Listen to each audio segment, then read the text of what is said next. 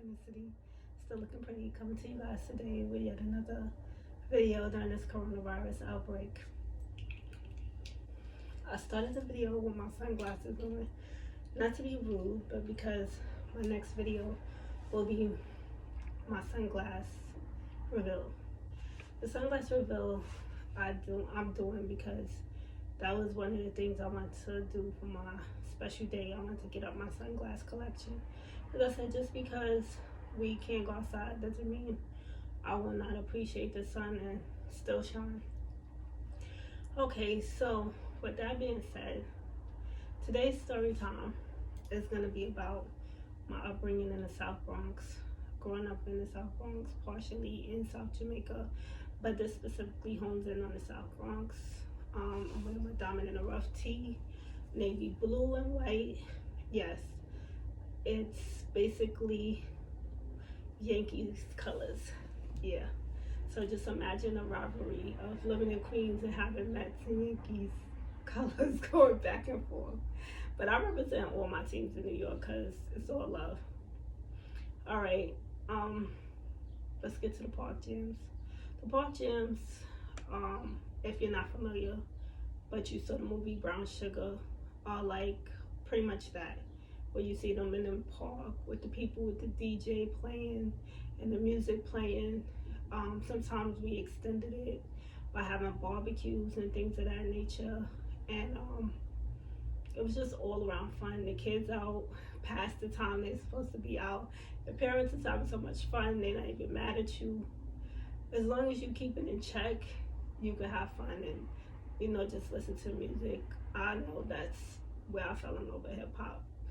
Not to be corny, because of the movie Brown Sugar, but it's truly where you get an appreciation for people's gifts. And I feel like poetry and hip hop go hand in hand. So yeah, that's probably your first exposure to poetry if you live in urban areas. You got rap, so you get the rhyme and the reason, and it's just beautiful. That was fun. Let's not forget the playgrounds. The playgrounds were like essential. That's where they do the park jams. And I would basically go out with my sisters and we'd go downstairs until our mother called us up, or if it wasn't your mother, it was your friend's mother. And basically, y'all just had a ball, just doing everything. On the monkey bars, doing flips, doing stuff your parents told you not to do so you don't get hurt and have to go to the hospital. Standing up on the swings, pumping, going back and forth, going as high as you can. Let's not forget the seesaws, getting on, jumping off, leaving somebody hanging till they fall on the floor. I know that's sad, but we did it. And it was fun. What else? What's my favorite? If I had to say jumping double dutch, that's my favorite because yeah, you get to show out, you get to show off your skills. And the thing that I love about the Bronx is, you know, it was like a craft, and it let you know that it was like a sport if you wasn't into tennis. But that's where I learned how to play tennis.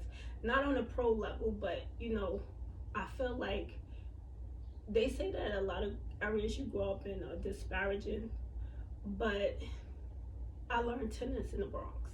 I didn't learn tennis in Queens. You know, I learned tennis in the Bronx, and that was a good lesson for me. It exposed me to different things, and it made me want to go see tennis matches, and it intrigued me, you know, for the time that I did it. Had I had more time to do it, I believe I would have definitely been more into it. You know, I wouldn't have been Venus or Serena, but I would have been definitely playing more often, because back then I liked to stay fit and do things that kept me fit. Not that, you know, that is altogether changed, because I'm dieting now and I'm trying to be healthy and take care of myself, because when you get older, you basically put on weight and you want to make sure that that weight doesn't weigh on your health issues or concerns. So for me, you know, with my heart and all, I definitely have to be protective. And that's something that I had since birth, being 2 pounds and 2 ounces.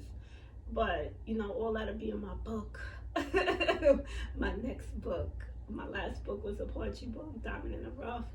But my next book will be a novel based on my life. I'm not rushing it because I want it to be good. And I want to give you guys all the details. And I also just want a lot of young ladies to know that you can be what you want to be. And you can do what you want to do, no matter what you're told.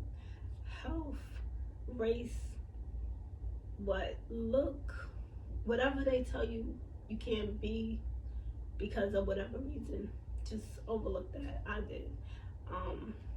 I was supposed to, die at 16. That's what the doctors told my parents. But look at me now. I just had another birthday, and I'm just thankful to have had that. So just be grateful for life. This is a time where you guys have to learn to appreciate what you had. The coronavirus took away the playgrounds. It took away the fun that you guys could have. I know you guys love the phones and all, and y'all a technology generation. But there's so much more to life than just being on phones and gadgets. You can go out there, you can go to the museums, you can learn history, all history. There's so many different types of museums. Just hone in on the good things. If you can go in your backyard right now and ride around on a bike, ride around on a bike. If you can go swim, go swim. If you could pretty much do any of the things I was telling you to do, or that I did, which I'm not influencing the monkey bars and the swings a while now, because your parents will get at you, because I would do it to my kids. Because as you get older, you learn that you don't want to sit up in the emergency room. I'm going to leave this video with my Yankee cap on. Representing the Bronx, I never forget y'all. Y'all always in my heart. Melrose, Jackson's, Patterson's, My Haven, Willis, all the places around me growing up. 3rd Ave, 149, 161st Street, Yankee Stadium.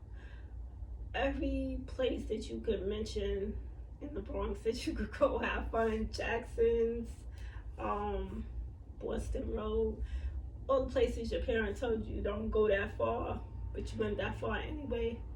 So without further ado, I'm gonna wrap this video up. I hope you guys enjoyed it.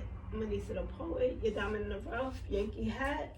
Yeah, that's when we win. Your Diamond in the Rough, still in the city, still looking pretty, coming to you guys every day as much as I can during this quarantine to share stories with y'all, make y'all laugh, make y'all reminisce, and just remember the good. I thank God first and foremost, the hospital workers, the food service workers, the truckers. Am I forgetting anybody?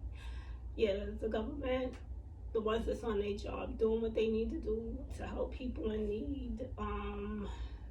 Even some of the celebrities that are actually going out there doing the right thing. And let's not just forget everyday people who basically, like myself, if I'm walking by a homeless person, will stuff $10 in their hand and keep it moving, sometimes 20. It doesn't matter the number for me. Sometimes it's $1, but sometimes it's my last, because I know that Jehovah will continue to bless me financially, and I don't worry about money, because when you don't come from money, you take it as, okay, it's a tool more than just a need. And as you get older, you use that tool for things that will benefit you in future generations. So that's the message today. Appreciate life, do the right thing, show love to everywhere you come from. Every part of you makes you who you are. There's no part of you that you should be ashamed of. Every part of you is what makes you stronger and will help you get through this. You got your survival situations where if you're gonna eat tuna fish, you're gonna eat tuna fish and you're gonna be fine, because you keep it humble. Stay humble. This is Minisa the Poet, Diamond in the Rough. Go to my page at Diamond Mommy Poems. Don't forget Diamond in the Rough Tees, Platinum Diamond Mommy Ink. And I do customize. Have a great day.